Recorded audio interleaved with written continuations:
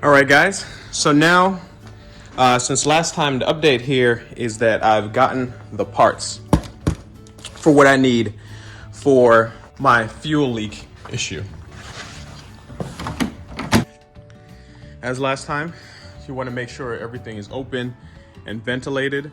What I'm going to do is I'm going to open the passenger side door as well. All right, so as much ventilation as possible. So in terms of this fuel leak here, now that things are exposed, just as a quick preview, I'm going to remove this connector, dry up the fuel. I'm going to try to clamp this off because it should be some amount of pressure still in the system. And then I'll remove this cover right here. You can see with the raised notches. First things first is removing this connector. I'll just be squeezing on the sides and then lifting up. Get that out the way. Now I'm going to dry up the excess fuel.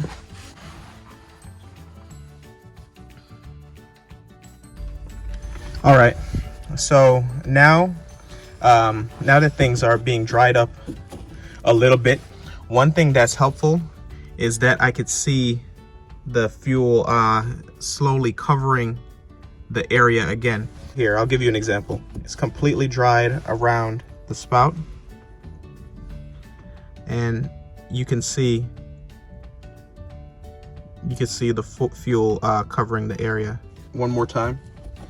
So drying everything up, and then you could watch as it slowly starts covering the area. So the fuel leak seems to be either from the cover or from here, but what I'm going to do is I'm going to replace the entire thing anyway. The reason why is because the fuel gauge hasn't been moving properly, and in terms of the device or the component that checks the fuel level, it's also in here. All right. Now, next up is removing this clamp here. I have new ones to replace it, so I'm going to just try to get it off the best I can.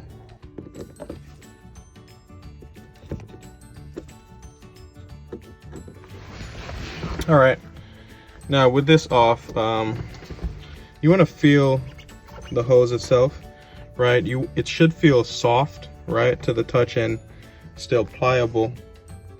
But if you notice like this, you see there's cracks, and in fact where it seemed as if fuel was leaking, you can see it here. It's damaged,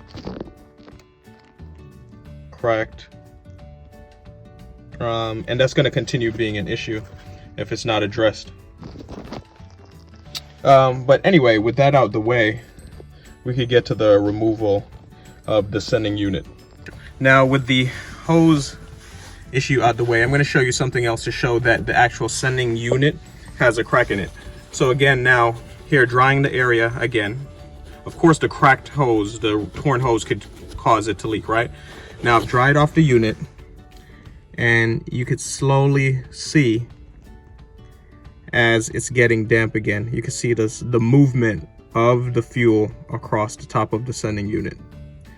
Once again, that indicates that there's damage to this plastic plate cover, or whatever you want to call it. And looking at the unit itself, you could see the BMW logos, and just from the looks of things, this appears to me to be the original unit from 94, 95, when this was built.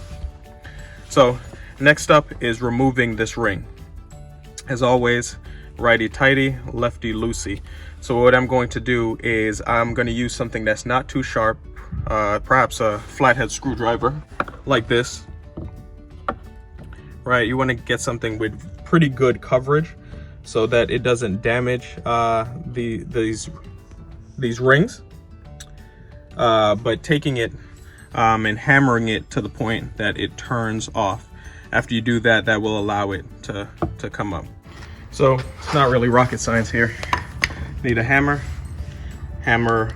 on the handle until it turns off. Now, in terms of replacement parts, there really are two main pieces that would be related to the leak. So here is the sending unit itself. This is a brand new one. And this is what it looks like, right?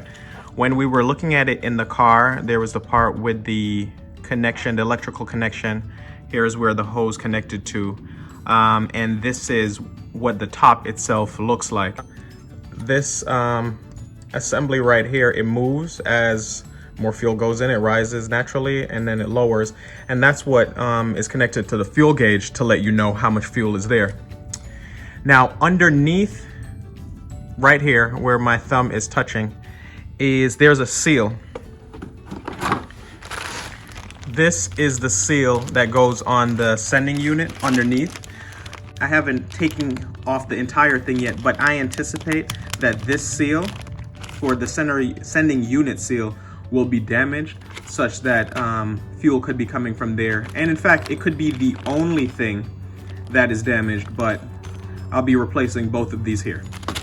All right, once it's loosened, it's just a matter of twisting it off.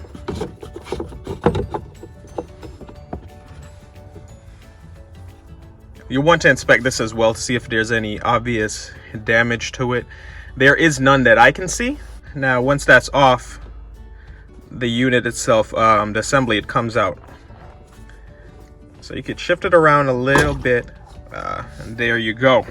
Now, the fuel tank was filled all the way up, so I'm not surprised that there's some spillage still. And pay very close attention to how it's in.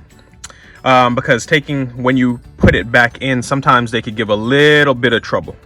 Right underneath here, you could see the white clip that attaches. Use a screwdriver to press that, and it will allow the hose to detach from the top of the unit.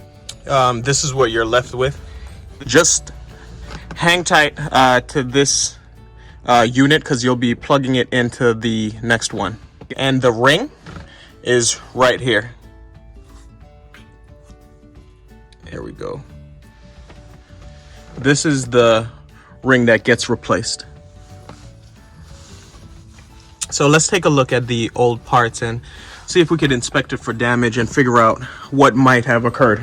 So here's the old ring. Look for any obvious signs of damage. Truthfully, it looks pretty good actually.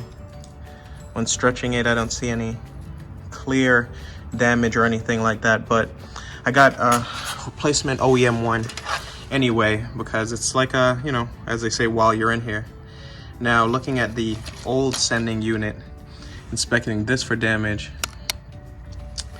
again, I'm not seeing any obvious signs of it, but the fact that we did have leakage of fuel even after removing the damaged hose, that indicates that there's damage to this, the cover of the unit as well. Now, one thing that's also important is making sure to clean up around this area really good. Sand or dirt or any type of debris getting underneath this ring is just gonna lead it to having premature failure as well. And to give you a little bit of context, I want to show you this here. Looking down, right, you can see that I'm looking at the ground, right through here. I'm looking directly at the ground. So why that's important is because although this area is covered, it's sealed and all of that, this area is actually exposed to all of the outdoor elements. So you want to make sure that things are cleaned up really good. You know, debris gets in easily. All right, now once the area is cleaned up, it's a matter of just putting it back in. Once the tab is lined up, you can see it here. Here's an opening, and here's the tab. You'll push it straight down until it clips in. Make sure you put on the new gasket, and that's secured properly on the unit. Then it's just a matter of putting it back down into the tank. All right, once you've got it down there, should be secure of any leaks. It does have the new ring. So what I'm going to do is I'm going to continue cleaning up, putting the new clasp on, and then we could reassemble things. Now you saw when I removed mine, it was pretty damaged. It's very important here that you use the right type of clamp that is designed for fuel hoses and things of that nature, so that it doesn't end up with more damage to the hose and more issues right after you've created one solution. But I'm going to put on this ring. I'm going to put on this ring first. I think it'll just be easier for me to deal with, and it allows me to know what my clearance is. So you get it down. The same way you took it off is you use the screwdriver and the hammer, getting it here and just hammering it to the right until it's tight. All right, so now I've put on the new hose and the new hose clamps as well. To the extent that anyone needs to see a tutorial on this aspect, you know, just let me know and I'll film it. But otherwise, there you go. New sender unit, new hose, fuel leak is gone. Don't forget to reattach your connection, close it back up, screw it on, and you're done.